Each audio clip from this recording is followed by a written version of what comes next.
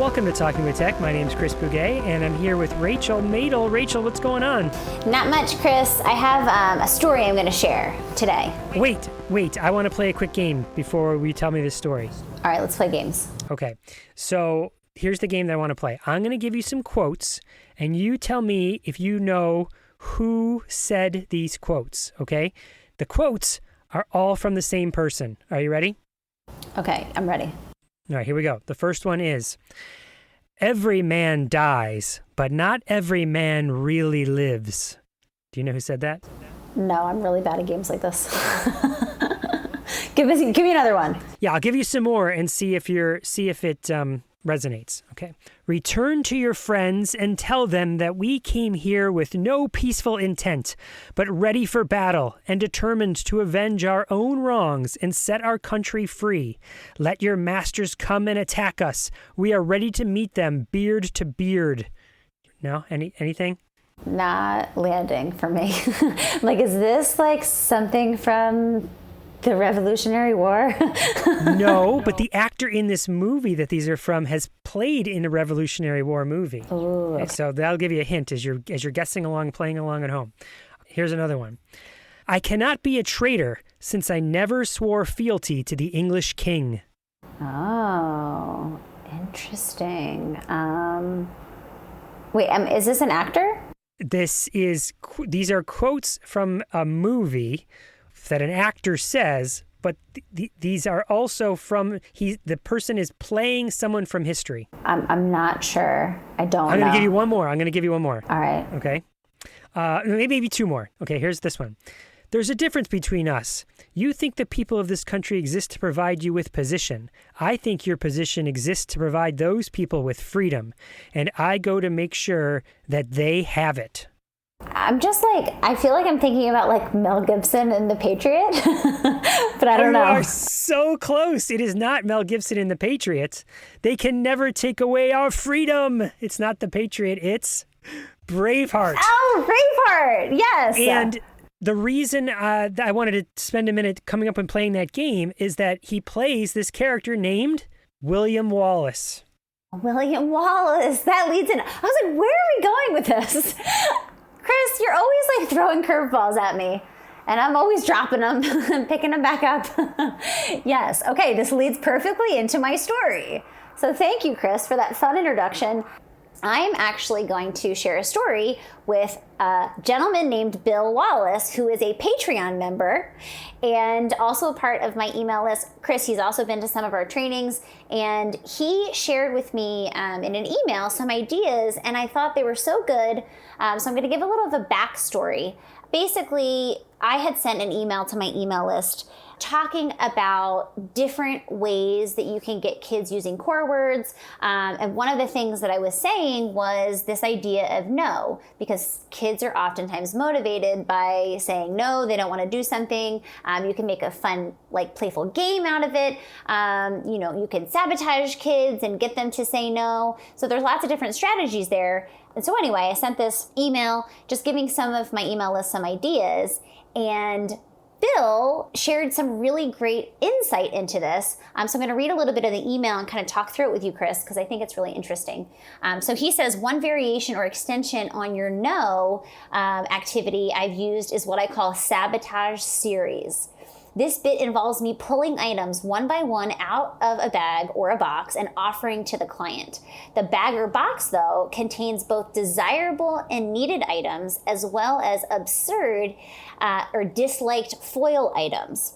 I can control what type comes out each time. So for example, if a client is saying stacking blocks or making a puzzle or sending Hot Wheel cars through a launcher, I'll pull out a few relevant items out in a row each time, waiting for a client to signal approval or acceptance by saying yes, of course modeling if required, and then pulling out a foil item to set up an opportunity and motivation for rejection and no.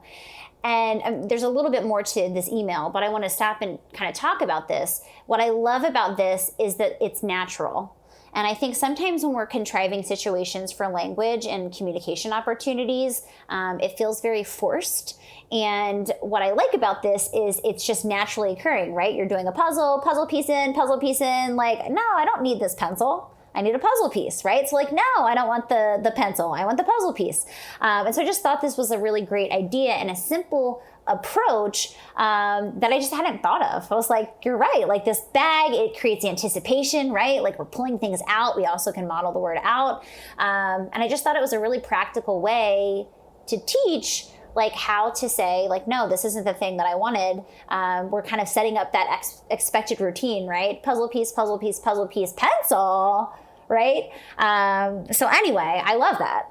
That is so fun. What a fun way. And like you said, that's so natural and goofy, and you can control how many success, barrier, overcome that barrier, get a success, and then more successes in a row. And I just find that really well thought out. Well done, William Wallace. I also want to read a little bit more. He says, if the client accepts or signals yes to the foil, I'll give a puzzled look and let them take it and see what they do with it. If they actually try to use it, example, put a baseball into the Hot Wheel launcher and it won't fit, I'll model something like no, plus use AAC or gestures and add something like it's too big and offer a correct item and so on.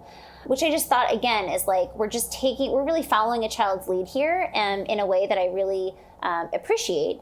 Because again, it's kind of like how we attribute meaning to the words that kids say on devices. There's cause and effect with like trying to, put a pencil into a puzzle, right? And kids have to go through that exploratory, piece and that problem solving to figure out like, no, this isn't what I actually wanted.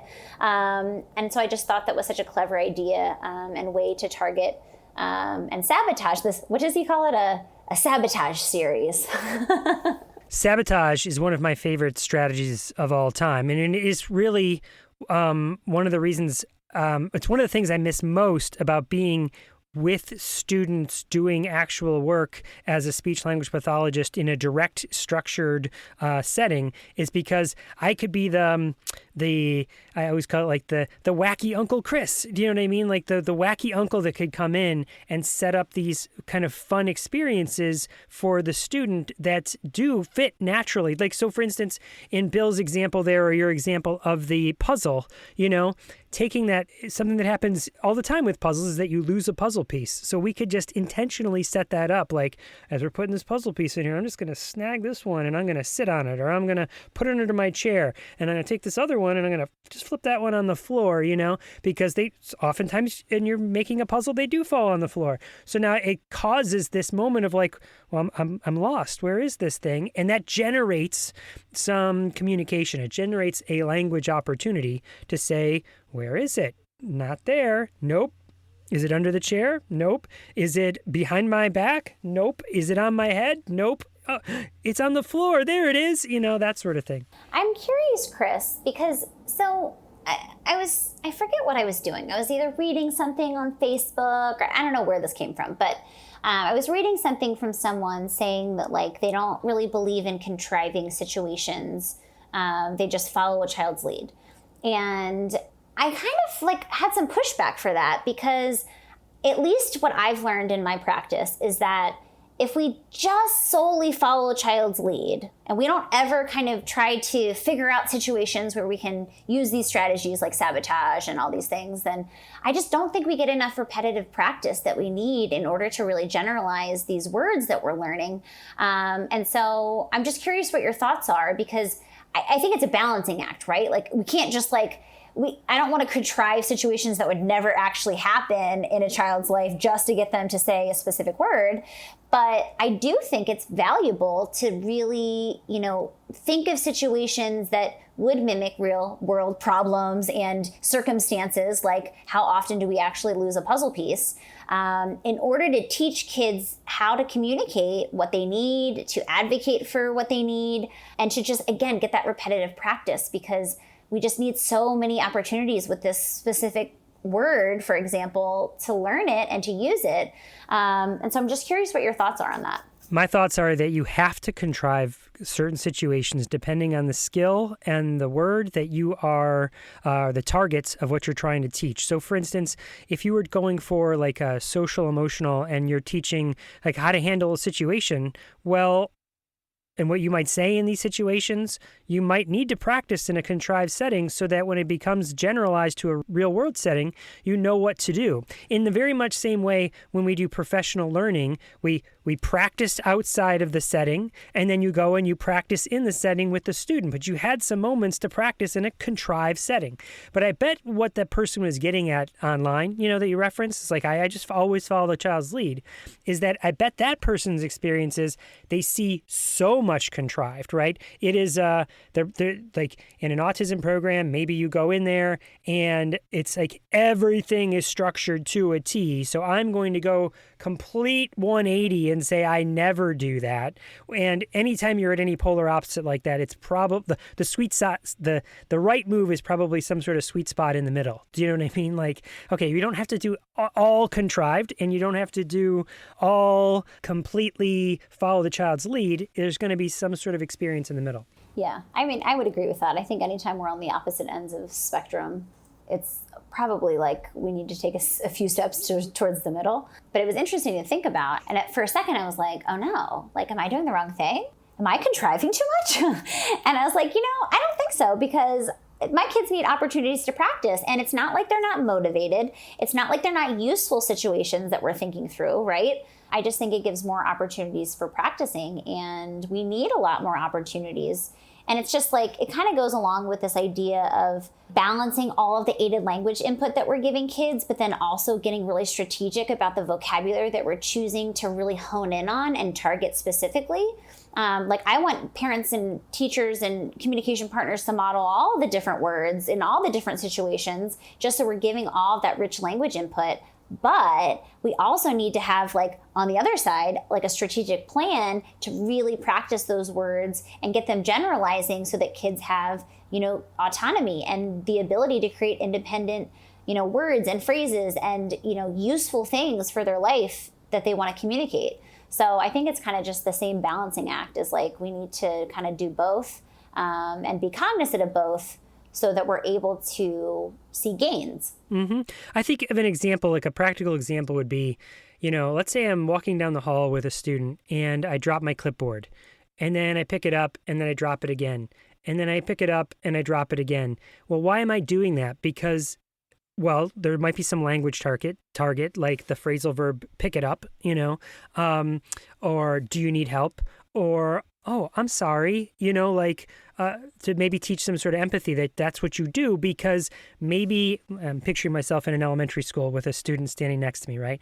Because in middle school, when someone drops their book, they would have seen, a friend of theirs, they're walking side by side with a friend, they drop their book. Now they know what to say. They know what those words are. They've been in that contrived setting to practice the words and to know the empathy that we're trying to practice there. So I, as the adult, contrived it for a very authentic purpose and an authentic situation that's going to come up later, is that someone's going to drop something in front of you someplace. What do you do? How do you connect with somebody when that happens? What do you say in those situations? Exactly. I think that's what teaching is, right? It's like all like thought out and in some ways contrived, opportunities to problem solve and, think through how we're going to address specific things and how we're going to learn how to address those specific things depending on what we're working on. So awesome banter topic this week. Thanks, Bill, for all the great suggestions. Yeah, thanks, Bill. Thanks, Chris, for the fun game that threw me for a loop in the beginning. What's our interview today, Chris? So this is a great interview. So do you remember you sent me a text, I don't know, a couple weeks ago, and you were like, hey, Chris, this person is talking about us on her podcast.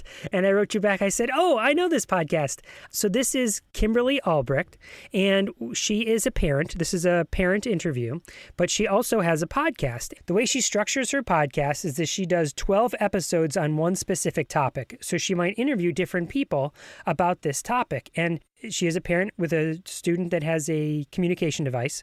And in this particular topic, it is all about literacy.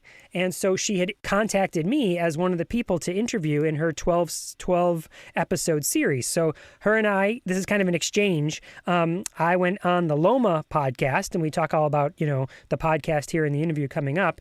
And then I said, well, how about you come on our podcast and give us a parent perspective of how things are and your history and what you think think about AAC. And so that is the interview you're about to hear. You're about to hear my interview with Kimberly Albrecht.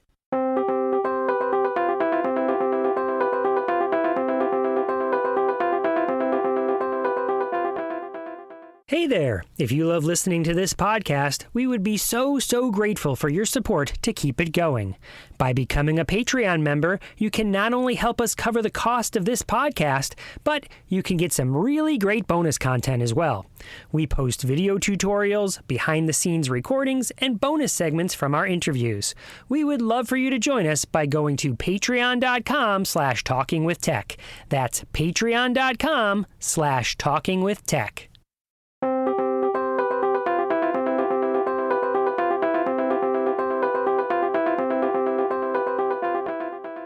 Welcome to the Talking with Tech podcast. My name is Chris Bugaj. I'm here today with Kim Albrecht. Kim, am I saying your last name right? Albrecht, yes. Unless you want to add some flair, then it can be like Albrecht. If you want to get like really German with it. I will try.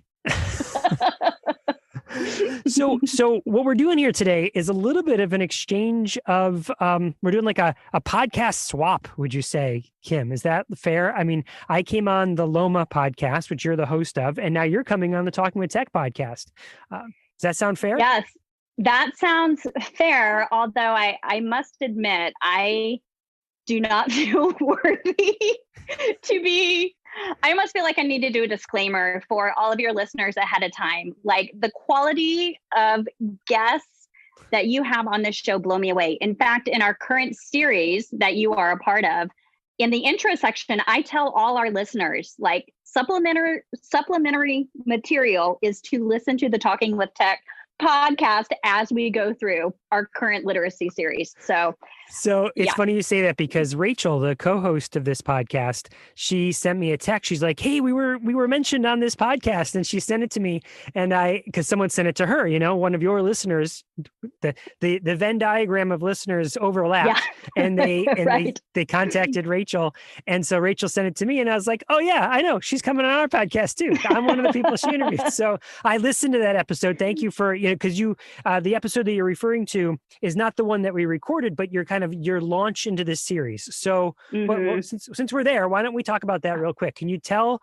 the listeners of the Talking with Tech podcast about this series and what you've got in store over there? Yeah. So over at the Loma podcast, what we do on the show is we deep dive into an issue for 12 episodes. And our current series is focusing on the importance of literacy instruction, specifically for students with significant disabilities, and how it can be done. So that is our current 12 episode series that we're running over there now at the time of this publication, which is spring 2021. And Chris is going to be participating in that series. And in the introductory episode, I offer the listeners some ideas of ways to maximize what they're going to learn in the series. And one of the things that I recommended listeners do is to listen to the Talking with Tech podcast, since AAC is tied in so tightly with, it's like, it's hard to untangle that web of communication and literacy. And so I think this podcast is a perfect in between episodes. Listen, they can binge listen over here as well.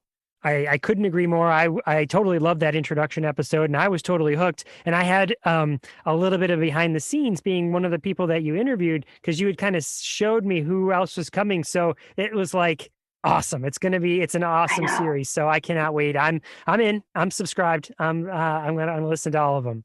So great.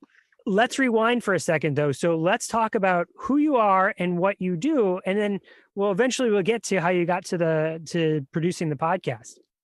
Yeah, well, what I did today was scrambled around to try to find a quiet corner in the house. So what do? That's what I did today. Try to find a quiet corner in crazy COVID time house. But beyond that, I would say I am a Southerner who was transported to the West Coast via the Midwest. So I've kind of lived all over the place. I'm in my 40s, but I think I would do well in a nursing home because I like to knit and recently discovered Sudoku. and am very obsessed. So I think even though I'm in my 40s, I would do well in a nursing home setting. And that is probably all irrelevant to what your listeners want to know. What you guys, listeners, probably want to know is why I'm here on the show. I am the mother of 2 teenage girls, and the oldest is 17 and the gateway into the world of disabilities. She has level 3 autism, is a non-speaking AAC user, got her first device over 10 years ago before the invention of the iPad. So that's me in a nutshell. Excellent. Well, we love to feature parents on this podcast and get those perspectives. We feel like this is a way parents can connect with each other. And often those stories resonate more with each other than hearing it from a professional or, someone who's not in the same world that you're living in. So let's talk about your daughter for a second. Where does she land with AAC? What is she currently using? She uses TouchChat Word Power 80. Okay. So funny story about pretty much any of the products like the Saltillo and PRC products, I actually suggest Sudoku as an analogy. Like people want to go in and kind of make all sorts of customizations and stuff, which of course you want to do, but it kind of out of the box, if you don't really understand how it's designed and you don't really know what you're doing, people might want to change things up. And I'd be like, think of it like a Sudoku puzzle or a Sudoku puzzle. You don't ever get stuck and go, oh, they must have printed it wrong. Like these people are experts in what they do. They mastered where things should be. Don't keep things where you are, add stuff to it, but don't go around and change things thinking you know it better. Right? And no one ever says when they're doing a Sudoku puzzle, you don't go, man, those idiots, they must have printed it wrong. No, they printed it right. It's us who haven't figured it out yet. It's the same thing with those particular systems. So I love that, because I'm thinking even of how we made that mistake.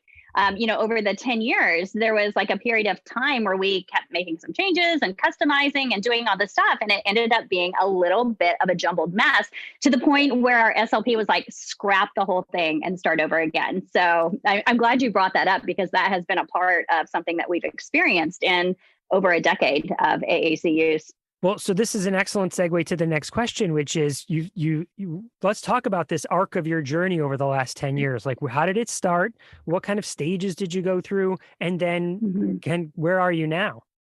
Yeah.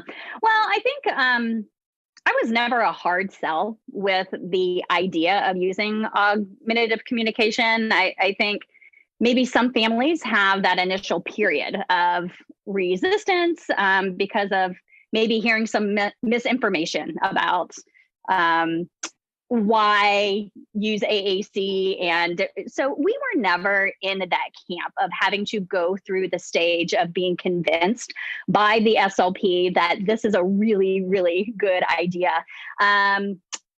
When Miranda was in preschool and the elementary years, this was before iPads were invented. This was early 2000s. So the iPad was not really a thing. And at that time, they were using things like sign language and PECs for her communication, and also continued some attempts at speech. And it was around first grade, maybe kindergarten, when she got her first device. And it was this big, huge, clunky thing. And I hate to admit that we, my husband and I, we weren't great supporters at home, because we found this device to be kind of cumbersome. And she still had some signs, from those early years, the PECs and the signs. And we were one of those clients at that time that had to be nudged to just turn the thing on and use it at home. Mm-hmm. And in hindsight, I'm like, oh gosh, we lost some really valuable years as a result of that, of her just not having her device with her in the home and us using it. And so if I could rewind, I would do that differently. And it was when she got the iPad that we started to do better with it. I think because we were more comfortable with the device, and But we really did not get like fully immersed into her AAC device until her sister came around. I was going to say, what changed it for you? That's the question was running through my mind. You're telling that story is like, so how did things change? It was sister / same age peers that turned it around for us, because they're from the digital age. You know, I didn't grow up with all this digital stuff. So her sister was always very comfortable in this device and would go in there and talk to her, would model and talk to her on the device. And it was her sister that would bring up to me, like, she started speaking AAC to Miranda. She started speaking Miranda's language. And so did the neighbors. Our house is a little bit of a Grand Central Station, lots of kids coming and going. And these kids were so incredibly comfortable in this device. And they were talking to her on it. They were talking her language. They were talking AAC to an AAC speaker. And they would also bring up interesting things that it was like, oh, of course, like nobody says that anymore. Like, I don't know. I'm trying to think of like some slang that a 40-year-old woman would say that a teenager wouldn't say, you know, like they're groovy or something. Right. Yeah. Like we probably have like some, you know, in the social page, and like Kendall would say stuff like, Mom, no teenager says this stuff. Right. And so we, you know, it's like, you're right. And then we realized that even like some of the music choices we had in there were like, she's like, no, she wants Bruno Mars in there. And so it was really the peers and her sister that introduced us to like, oh, yeah, Miranda really takes to this when we speak her language. So, And then what came next? I mean, so what was, like, at that time, you said it was this big clunky device. It was before the iPad. And then did the technology change? She always started with, so she had the big clunky thing. And then as soon as the technology came to where there were apps on the iPad, she started with Touch Chat right away. Okay. And so, yeah, I think that, and it was years, I mean, I hate to admit it, but I mean, we're talking like she started early elementary school years with the iPad and Touch Chat. But it was when her sister was more like, you know, preteen, teenager. So that was a big hunk of time where she had it, but she didn't have it with her all the time. So yeah. Okay. So now, for several years now, she's been using Touch Chat on an iPad as her primary AAC tool. Would that be fair to say?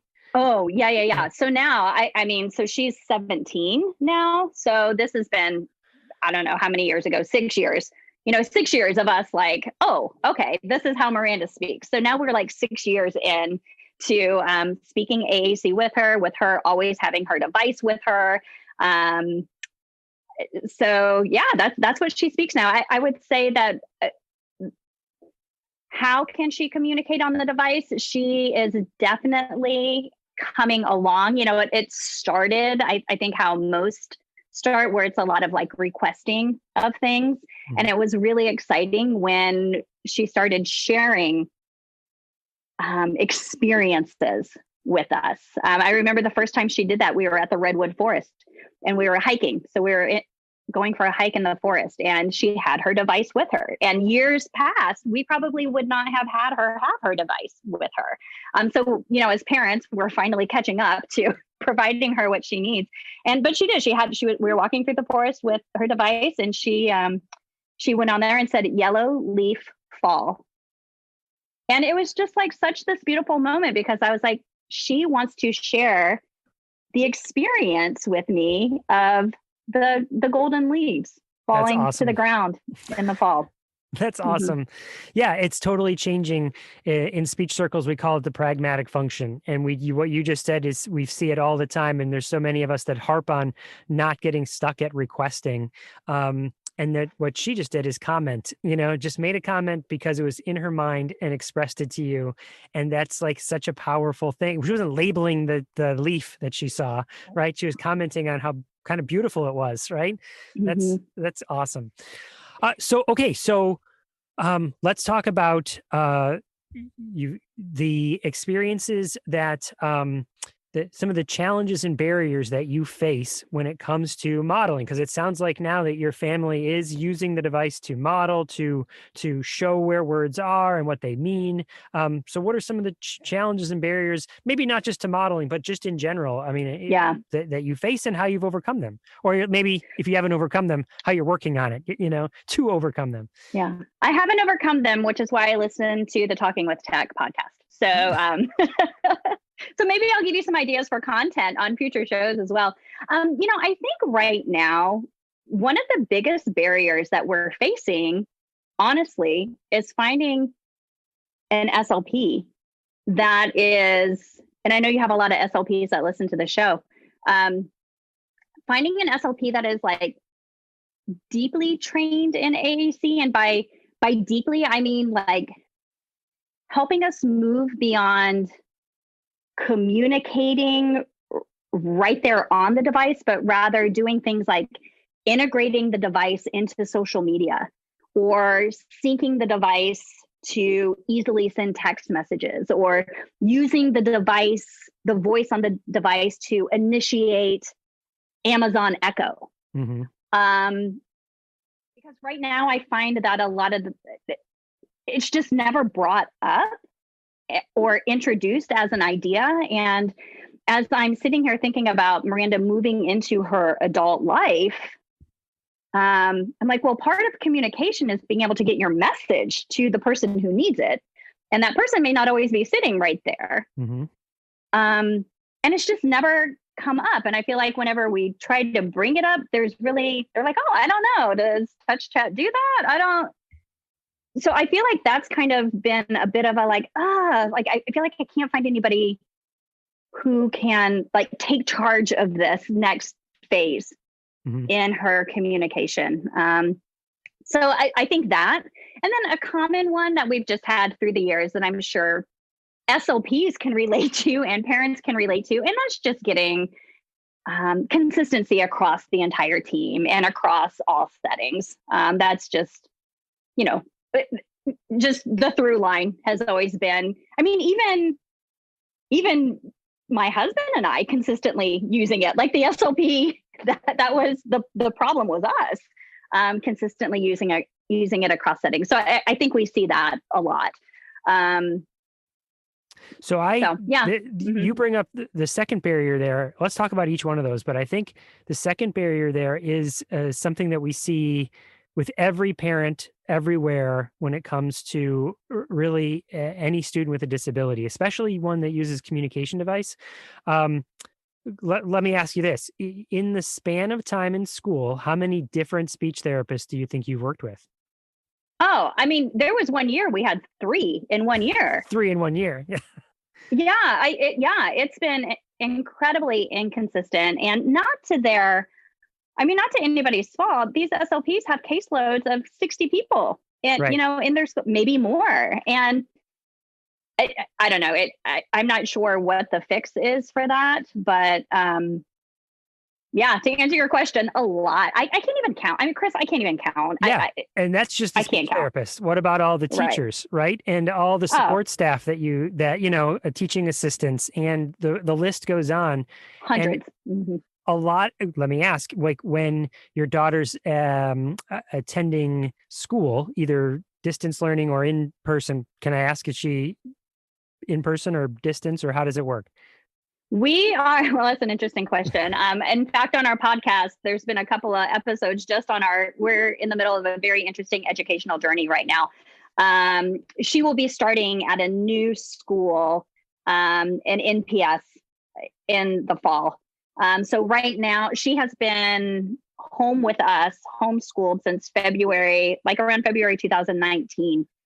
So 2 years here at home, which have been incredibly great for her because there is that consistency. But she'll start back into a school setting in the fall, COVID willing, life willing. Yeah. So that kind of leads me to the point that I'm sort of making, is that you are the consistent force. And so should our intervention be more with your daughter or more with you and the family and the support network that's going to be more consistent?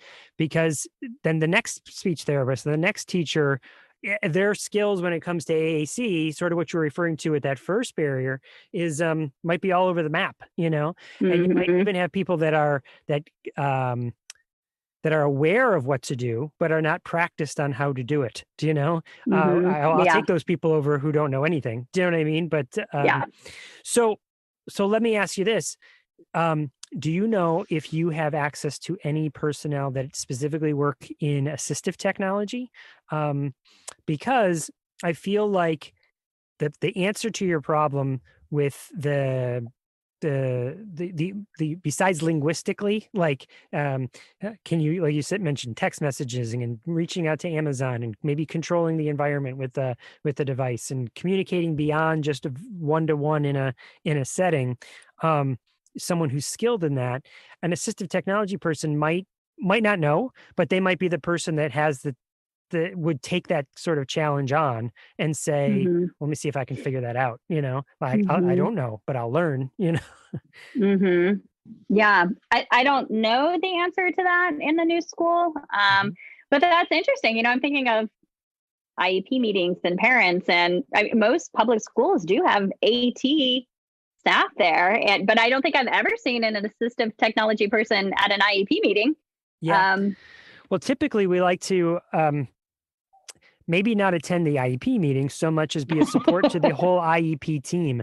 Do you know what I mean? Like, because if we go to an IEP meeting, we often solve one problem for one person. But if we teach the teacher how to solve that problem, now they can do that exponentially, and they have this confidence that they can go in for other, because there are quite few of us. Do you know what I mean? And so if you think of all the IEP meetings that happen all over, we try and keep it minimal and build capacity in the team around them. So really, ultimately we'd want you to know that skill, because again, you'll be the one that's with your daughter the most, to address that. The third option that I had when thinking about that is going to the Saltillo rep directly and saying, hey, other people use this app. Like, how do they control this? Do you know what I mean? Those sorts of, as a potential. Yeah. I'm thinking too, the AT person, we were talking about how Miranda's sister was the one who got on there, and I feel like maybe she should be like our AT person in this house. Kendall, figure out how to send text messages with this thing. Yeah, you're right. Good point about, because that's probably, that's the solution, is teaching the team, teaching it across the board. I think even like planting the seed that this is a good idea. It's not just about, but like communication is like getting your message to the person. And there's a lot of tech involved in that. Well, can I tell you, the other idea that you just sort of mentioned, and that is a struggle that a lot of people have right now, is especially with distance learning, is like, kids are turning their camera off and they're not really engaged in the education that they're, because they're not solving any problems. It's like a teacher talking to them. And what you just kind of described was, okay, here's a problem. Here's a real person that has a real problem. Kids, help solve it. Do you know what I mean? If we could pose, and you mentioned like peers or her sister, that we could say, how can we get this device to do that, and do it in a way that your sister finds it easy and not cumbersome, and it's not a struggle, and enjoys it. That's a worthwhile challenge for anyone to take on, and meaningful outcomes. Yeah. And invest it, and then I think too, those are the people also, you mentioned the importance of the consistent people being the ones that are trained. Her sister is going to be one of those consistent, at least I hope. I guess she's probably going to jog off like 5,000 miles away by the time she graduates. Like, I'm out of here. But, like, hopefully she's a consistent piece. Yeah, interesting. I'm going to do that. Chris, I'm going to do that. I'll let you know what happens. I'm going to put her sister on this task of how to, we'll send you an email or a text message from her touch chat. I love it. Before this publishes. So let's talk about some triumphs here. We talked about the barriers. What are some, like, when you look back over the 10 years, what are you like, yes, you pump your fist and you're super happy about? Yeah. I what we've already mentioned, and that was that I feel that our family is now bilingual. We speak English and we speak AAC. So I feel learning that language has been a triumph, and it was just as easy as getting in there and doing it. We just the way that you learn a language is to start speaking the language and be immersed in the language. So I would count that as a win. I think another triumph that we had is relaxing the ways, and this may be like a mindset, like relaxing the ways that we felt our daughter needed to be talking on her device and just letting her talk. Like, for example, I know this is something that I hear a lot of parents question and maybe are concerned about, is what seems like their child stimming on the device. And so we used to like kind of jump in there and redirect. And when we started to like, and she may have been stimming, maybe. But when we started to just like relax about that and think of it as like babbling, that's part of language development, is you babble. So we just stopped thinking of it as a device talking and thought of it as, again, this is Miranda's language. This is her voice. She's just babbling with her voice. Let her babble. And what we used to do is we used to like take the device away if she was doing that. Especially if we were like watching TV. I think this is kind of a good example. And maybe another example too, of similar to the yellow leaf falling off the tree. We used to like take it away, but now what we do is treat it how we would treat any child who's talking too much while we're trying to watch TV. Yes. Like, we don't put tape over their mouth. Right. What do you do? Do you go over to the device and say something like? Well, her receptive language is quite strong, we believe. So, I mean, we just go over it. We're like, Miranda, we are trying to watch TV. Like, wait until the commercial. We're watching TV here. Like, you can't talk that much. If you feel like you want to keep talking, you need to go do it in another room. And so we give her the option, like, talk all you want, but don't do it here while we're all trying to watch TV, girl. It's the same that we would anybody else. And so what's been like interesting about that, and what's been kind of cool in that process, is for now, she pretty much does a great job. And she still has her device with her, whereas before, we would have like taken it away. And she's just recently, within the last month or two, she has started making appropriate comments as we're watching TV. So she always wants her device right there. She always wants it on. Like, the screen has to be on. But she's not babbling on it now while we watch TV. But we will watch American Idol. And she'll say like, the girls sing, or the other day she commented on something that one of the contestants was wearing. And we were like, oh, it's so exciting when that happens. And it was just, again, to the leaf falling on the tree. It's just because she had it with her and was learning like appropriate times to talk. I so applaud everything that you're saying. What you're saying is, you treated her like any other teenager, any other student, any other person that was, if they're doing something that's annoying to you, you just say, please don't do that. It's hurting my feelings. I don't like it, and as opposed to, what so often happens when we're talking about stimming is this immediate need to abate. Like, I need to stop that action, so I'm going to take it away. But that's not what we do with other kids. Take any other student. They take your other daughter, for instance, or I have my own kids. If I tell them not to do it, I guarantee you they will do it more. But if I'm like, guys, this is hurting my feelings. I'm really trying to watch this and I can't hear it. They go, oh, sorry, Dad. Like Hmm. it's just much more natural and respectful, I find. Yeah. Well, and I've heard too, this is kind of an OT thing, maybe your OTs that listen, that a lot of people with autism have it's like I don't know what the word is, interoception or something, but it's like struggling to, it's like an awareness of self, like Hmm.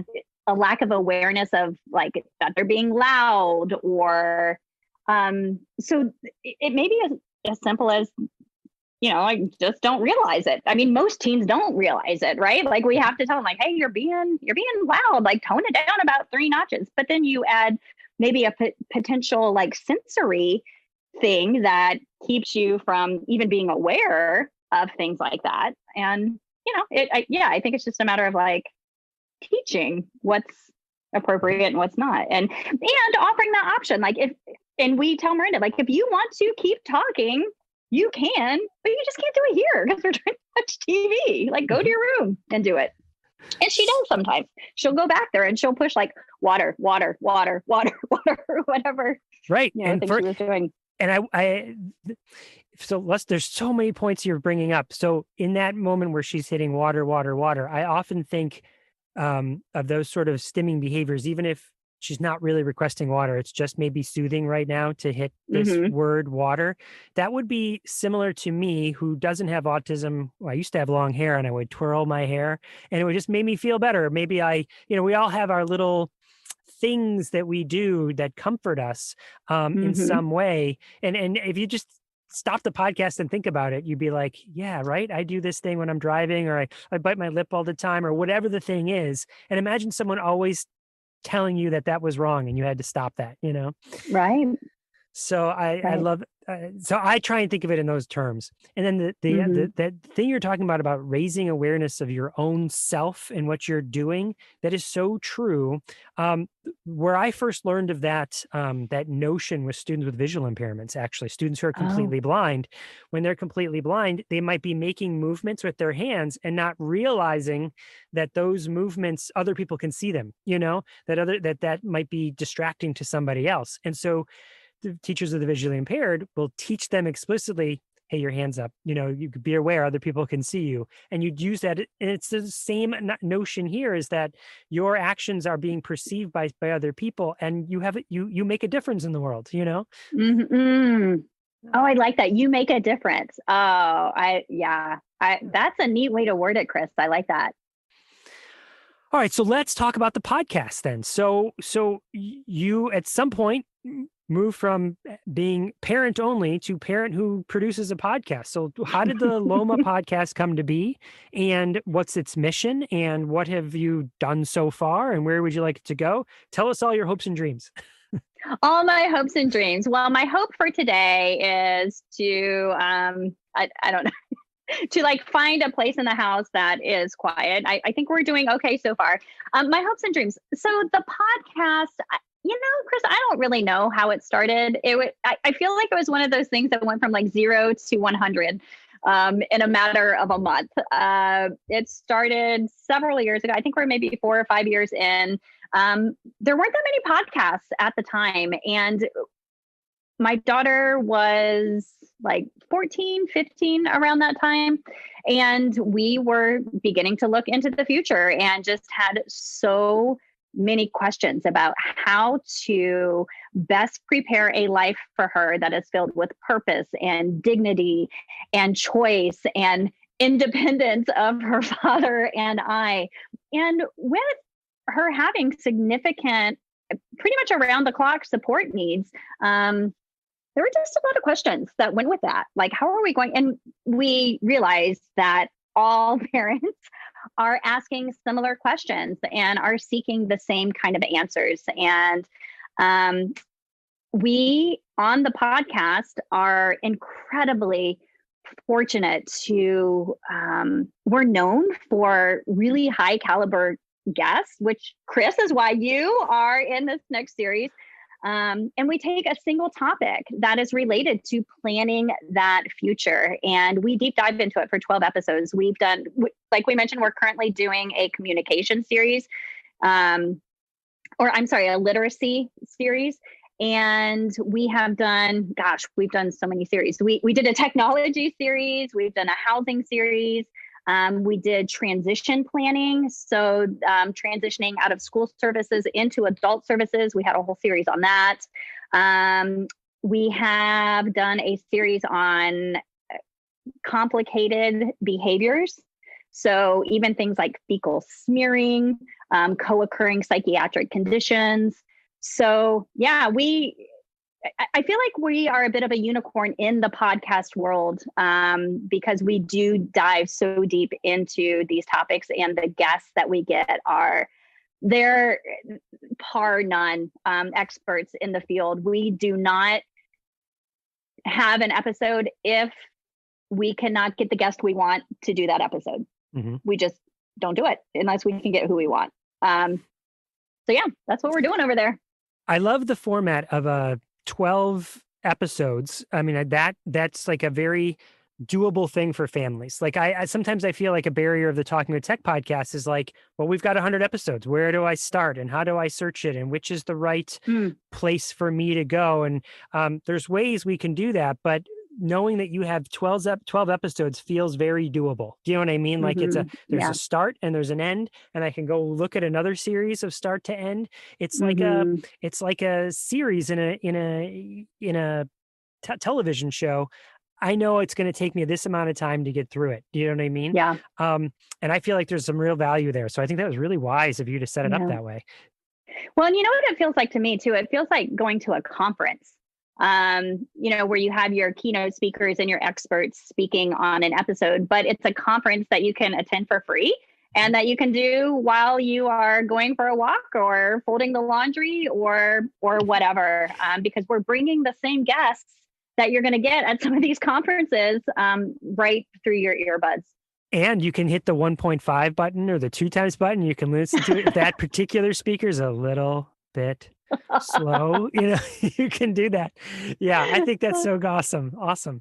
So, okay, so let's talk about where do you think the podcast is going next? Like you currently have this series, and at the time of this recording, I should say, you have that series going. Do you have future plans? We usually run 3 series a year. This year, I'm going to try to get in 3. We may just do 2 series because my whole family's still home with me. So there's a lot of research and work that goes into the front side of every single series. Most of the work is done before that first episode ever publishes. So it's just been a little bit challenging to try to find the time when I'm supporting my kids. So I'm not usually, to answer your question, what are the next series going to be? The series usually are around whatever my biggest questions are at the time. So right now, my biggest questions since Miranda has been home with me and I've been homeschooling her, and I realized I think she should be able to read. Why can't she read? I think she can. And so that's what prompted the literacy series. So usually every series has its seed in something we are trying to figure out at the time. I know I want to revisit the housing series. We'll probably do another housing series next year. So I don't know. I mean, it's like whatever is like itching me at the moment that we're trying to figure out is where we go. Makes sense. You are not alone, right? I mean, one of the takeaways from the pandemic is a reminder that we're all in this together. And if you're working to solve some sort of problem for your family or your daughter, there's 100% chance there's other people out there that have the same challenges and want to learn. So thank you for doing that. And thank you for being, for putting the podcast together for so many families. It's my pleasure. It's my pleasure. So let me ask you another question here about AAC, and that is, so Rachel likes to phrase this question in a certain way. She says, if there was a billboard that people were driving by and you wanted them to read this billboard and take something away from AAC, what would that billboard be? Like, what would be something you wish everybody knew about AAC? I think the big banner would probably say something like everybody has the right to communicate, or everybody has the right to express themselves. Um, Everybody has the right. AAC is so important to the user. It's so important to the user. They have the right for socially appropriate means of communication. Without inappropriate means, they're still going to communicate, but it may be through things like behavior that is not socially acceptable. Even behavior that may look like aggression or self-interest behavior. And we don't want our kids to have to communicate that way. So that would be my big message, is like, they have the right to socially appropriate communication. And then I think the other big thing is just the awareness that AAC is providing a lot of new opportunities for us who don't have disabilities to learn and to hear from non-speaking members of the disability community like we never have before in the past. And it's super important for us to take advantage of that they now can tell us what things are like from their perspective. So those are my two big things. Like, everybody has the right to communicate in a socially appropriate way. And we are super lucky that we now live in a space where their voices can come out and we can hear what they're saying. Oh, that's so poignant. I mean, it's one of the big, when I do presentations, one of the, and when Rachel and I do some together, we start off with that point that so often we listen to other professionals, we know to read research, but there's a third component there to know what we're doing is effective. And that is listening to the people that have said, hey, this was effective, And if they're not saying that, if you're not hearing that about a particular intervention, question marks should be popping up in your head, And so it's so true. And like, we have more people than ever using AAC. So there's more opportunities to listen to those people if we'll only take the chance to listen, Yeah. They're so eager for us to hear them too. I have a couple that I've befriended on social media, and if I ever can't figure something out, I just message them, and within an hour, I usually get a dozen great ideas of things to try. So take advantage of social media, take advantage of the disability community who is just like wanting so badly to help out. If you were, you mentioned this a little bit, like if you could rewind the clock and you said something you as a family member you would do differently, there are probably parents right now listening either to the Loma podcast or to this podcast, or maybe both, that are just starting out, like their journey is just starting. And so what's some advice you would give to them? Like, okay, here's what you need to know. Become bilingual or trilingual if you already learn the language. Learn AAC. Learn AAC. Speak AAC. Make it another language that is spoken regularly in your home. And when you were doing that, when you were learning that second language, you did it flawlessly, right? I mean, never made a mistake. You were perfect every single day, right? Is that the message you want?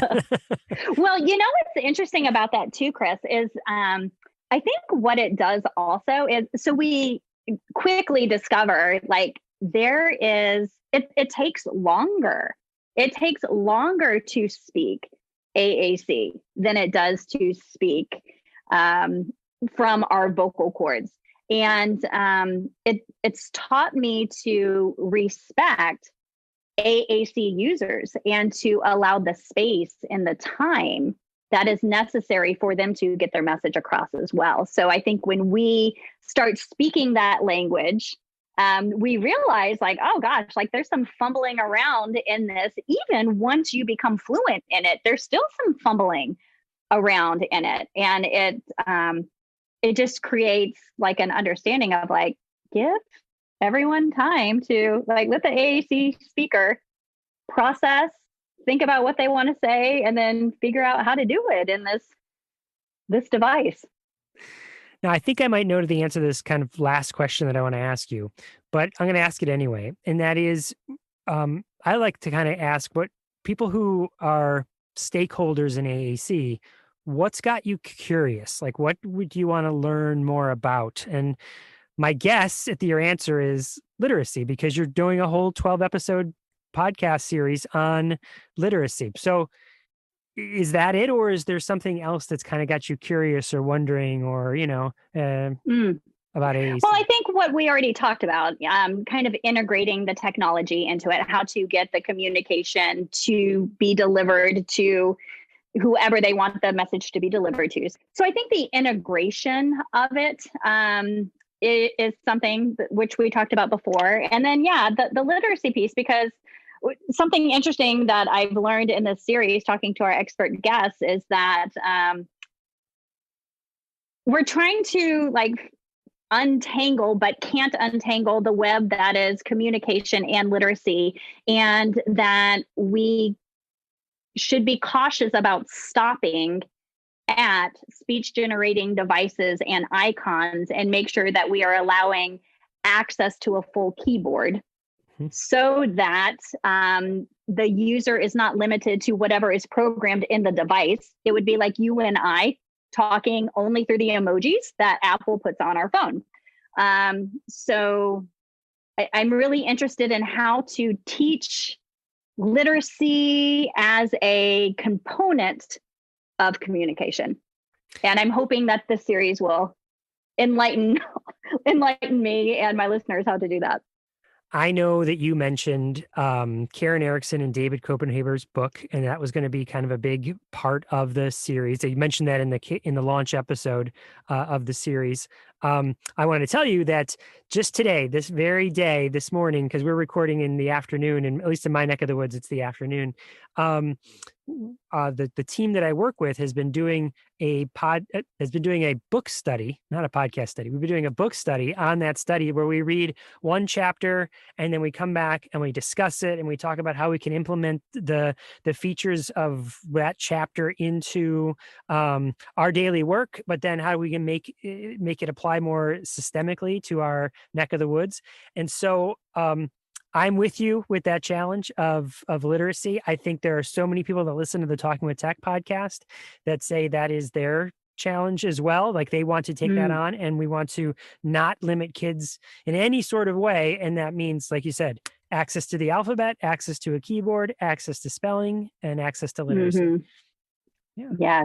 Yes. Yes. Yeah, great that you're in. There are a lot of those book studies, I think, out there right now on that. And listeners, we're talking about Comprehensive Literacy for All is the name of the book. I'm not sure if we mentioned that or not.